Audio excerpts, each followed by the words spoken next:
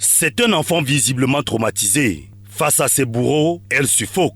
Première région de gendarmerie ce 8 avril, direction Odja, lieu-dit Enfant Noir. Théâtre du viol de la jeune Maïva, âgée de 16 ans, enlevée le 29 mars et retrouvée 4 jours plus tard.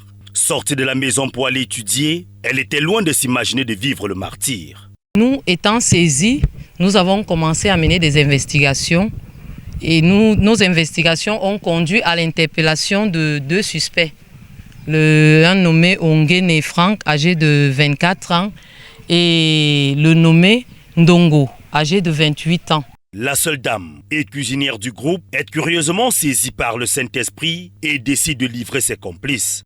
La sœur-ci m'appelle de côté.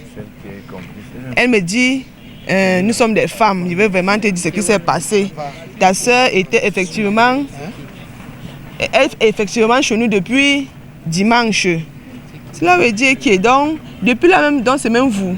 Bienvenue dans cette bâtisse encore en construction, lieu de résidence de ces présumés prédateurs sexuels. Cette chambre au décor lugubre est l'endroit où la fillette de 16 ans a vécu l'enfer. Elle a été déjà séquestrée pendant 4 jours parce que les 2 suspects sont passés aux aveux. Où ils ont avoué avoir retenu la victime contre son gré chez eux, tous les 2 sur le même lit, où on lui a infligé des sévices sexuels. Ce premier viol n'était que le début de ses souffrances.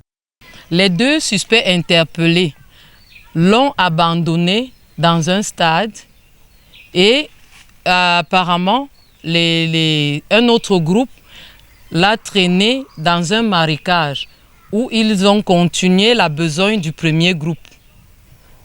Ils l'ont donc ramené là où vous avez vu là derrière.